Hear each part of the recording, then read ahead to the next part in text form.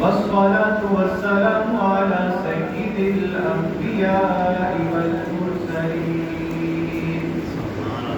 أما بعد فأعوذ بالله من الشيطان الرجيم. بسم الله الرحمن الرحيم. لو أنزلنا هذا القرآن على جبل لرأيته خاشعا متصدعا من خشية الله. صدق الله العظيم وصدق رسوله النبي الكريم الأمين. قال النبي صلى الله تعالى عليه وآله وسلم: خيركم من تعلم القرآن وعلمه، أو كما قال. فقد قال الله تبارك وتعالى في المقام الآخر: إن الله وملائكته يصلون على النبي يا أيها الذين آمنوا صلوا عليه وسلموا تسليما. اللهم صل على سيدنا مولانا محمد وعلى آله وأصحابه سيدنا ومولانا محمد وبارك وسلم عليه. الصلاة والسلام عليك يا رسول الله، الصلاة والسلام عليك يا حبيب الله، الصلاة والسلام عليك يا سيدي يا محمد رسول الله صلی اللہ علیہ وآلہ وسلم. قرآن کو گر ہم نے بھلایا نہ ہوتا تو زمانے نے پھر ہم کو یہ زمانہ دکھایا نہ ہوتا. وہ معزز ہوئے جہاں میں مسلمان ہو کر، ہم خال ہوئے تارک قرآن ہو کر. بلغ اللہ بکمالہ کشف الدجی بجمالہ حسنت جمیع خصالہ صلوا علیہ وآلہ. بے پناہ حمد و ثنا خالق کے کائنات کے لیے، یہ جو ہر شے کا خالق ہے اور مالک ہے، جس کی ذات وحدہ لا شریک لائق حمد و ثنا ہے. لا تعداد حمد و ثنا حضور علیہ السلام کی ذات والا شان پر، جو وجہ تخلیق کے کائنات ہیں، فخر موجودات ہیں، خاتم النبیین صلی اللہ علیہ وسلم ہیں. رب کی رحمتوں اور نعمتوں پورے دین کے ہم تک پہنچنے کا ذریعہ اور امت یاسی کی بخشش کا وسیلہ ہے. حمد و ثنا اور درود و سلام کے بعد اللہ رب العزت کی بارگاہ میں دعا گو ہوں. خالق کے کائنات مجھ خطا کار کا قرآن پاک تراویح میں سنانا، آپ سب کا سننا اپنی بارگاہ ربوبیت میں قبول فرما کر ہمارے لیے ذریعہ نجات اور ذریعہ یافتہ ہے.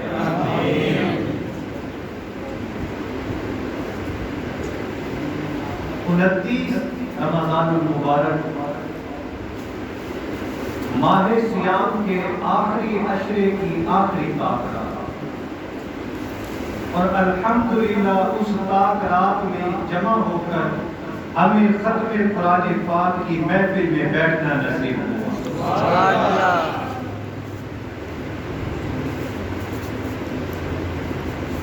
گرامی قدر، اللہ رب العزت نے سورہ حشر میں ارشاد فرمایا: لو انزلنا ھذا القرآن، اگر یہ قرآن ہم نازل کرتے علی جبل، پہاڑ پر، لرأیتہ خاشعا، تو آپ دیکھتے کہ وہ ہماری خشیت سے پارا پارا ہو جاتا. اللہ رب العزت نے چاہا کہ قرآن اپنی امانت دے تو پہاڑوں سے کہا پہاڑ کتنے مضبوط ہیں، پہاڑوں نے اس امانت کو اٹھانے سے انکار کر دیا. اللہ نے دیگر مخلوقات کو کہا، انہوں نے اٹھانے سے انکار کر دیا. رب نے کرم فرمایا، انسان نے اس اعزاز کو اٹھا لیا. یہ کتنا بڑا اعزاز ہے، ذرا آپ سمجھے تو صحیح. ترمذی شریف کی حدیث ہے، حضرت ابو ہریرہ رضی اللہ تعالیٰ عنہ روایت کرتے ہیں کہ بروز قیامت جب حافظ قرآن میدان محشر میں آئے گا، اب وہ حساب کتاب والا سلسلہ آپ جانتے ہیں. وَمَن يَعْمَلْ مِثْقَالَ ذَرَّةٍ خَيْرًا يَرَهُ وَمَن يَعْمَلْ مِثْقَالَ ذَرَّةٍ شَرًّا يَرَهُ.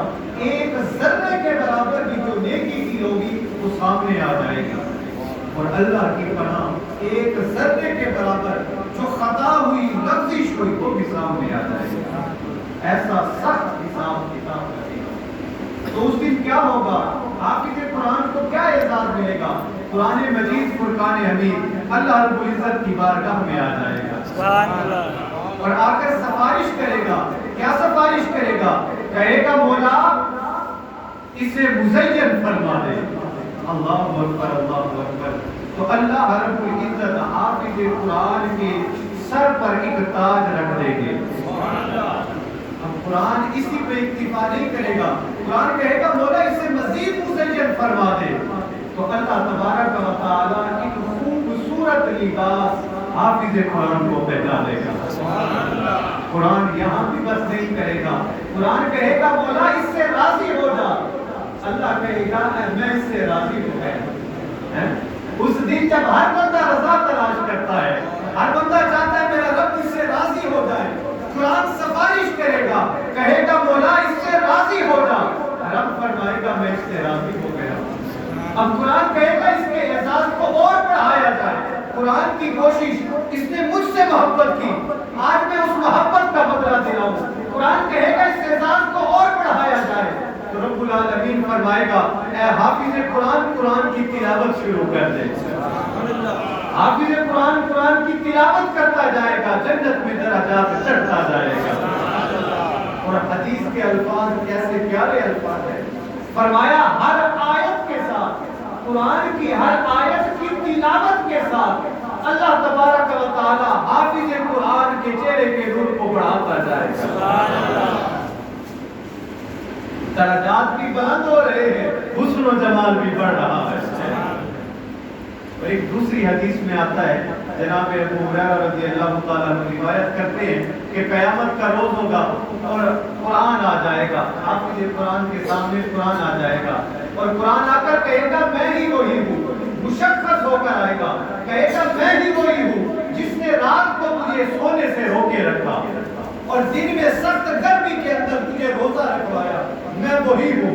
لوگ تجارت کیا کرتے تھے، تو میری تلاوت کیا کرتا تھا. لوگ منافع کمایا کرتے تھے، تو مجھے یاد کرنے میں مشغول رہتا تھا. تو آج میں کسی بھی تجارت کرنے والے سے زیادہ تجھے فائدہ دینے کے لیے آ گیا. اللہ اکبر اللہ اکبر. اب قرآن آئے گا دائیں جانب سے اور ہاتھ میں ایک پروانہ رکھے گا. وہ پروانہ کس چیز کا ہوگا؟ حدیث کے الفاظ ہیں وہ بادشاہی کا پروانہ ہوگا.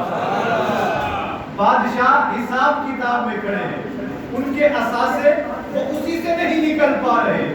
اور یہ حافظ قرآن اس کے دائیں ہاتھ میں قرآن آ کر بادشاہی کا پروانہ بنا دے گا. اب قرآن بائیں جانب سے آئے گا، اب آ کر کہے گا کہ اب میں اس ہاتھ میں تجھے ہمیشہ ہمیشہ والی زندگی کا پروانہ دیتا ہوں. اور پھر حافظ قرآن کو اللہ رب العزت عزت کا تاج پہنائے گا، وقار کا تاج پہنائے گا. اس دن جب بندے کے پوشیدہ گناہ کھولے جا رہے ہیں، اس دن جب زبان کو حکم ہو جائے گا، منہ کو حکم ہو جائے گا آج تو نے نہیں بولنا، بلکہ کیا ہوگا؟ فرمایا الیوم نختم علی افواہہم. اس دن منہ پہ تالا لگا دیا جائے گا. وتکلمنا ایدیہم وتشہد ارجلہم. اس دن ہاتھ کلام کریں گے، پاؤں گواہی دیں گے. اور اس دن کیا کیا جا رہا ہے؟ حافظ قرآن کے سر پر اللہ پاک عزت و وقار کا تاج سجا رہا ہے۔ پھر رب العالمین فرمائے گا حافظ قرآن کے باپ کو 2 لباس پہنا دو۔ اب وہ کتنے قیمتی لباس ہیں بھائی؟ کون سے برانڈ کے لباس ہیں؟ ان کی قیمت کیا ہے؟ ورث کیا ہے ان کی؟ حدیث کے الفاظ ہیں دنیا اور ما فیہا، یعنی دنیا اور دنیا کے اندر جو کچھ ہے وہ اگر دے دیا جائے تو اس ایک لباس کی قیمت نہیں بنے گا۔ اب حافظ قرآن کے جو والدین ہیں سارے تو پڑھے لکھے نہیں، کوئی ان پڑھ بھی ہوں گے، فرمایا وہ ان پڑھ بھی کیوں نہ ہو، رب العالمین پھر بھی حافظ قرآن کے صدقے انہیں یہ اعزاز عطا فرمائے گا۔ اب حافظ قرآن کے جو والدین ہیں نا وہ کہیں گے مولا یہ کس چیز کے بدل میں ہمیں آج لباس پہنایا گیا ہے؟ جس دن ہر بندہ نفسی نفسی کہہ رہا ہے، تن پر لباس کوئی نہیں ہے، کوئی گھٹنوں تک پسینے میں ڈوبا ہوا، کوئی سینے تک، کوئی سر تک اپنے پسینے میں شرابور ہے۔ آج کے دن میں ہمیں اعزاز اکرام دیا جا رہا ہے، ہمیں ایسا بے مثل و بے مثال لباس پہنایا جا رہا ہے، یہ کون سی ہماری نیکی ہے؟ تو حافظ قرآن کے والدین کو کہا جائے گا یہ تمہارے بچے حافظ قرآن کے بدلے میں تمہیں یہ لباس پہنایا جا رہا ہے۔ یہ ان والدین کے لیے ہے جنہوں نے اپنے بچے کی سرپرستی کی، وہ حفظ کیا کرتا تھا، قرآن یاد کیا کرتا تھا، یہ اس کی سرپرستی کیا کرتے تھے، پسندیدگی کا اظہار کرتے تھے۔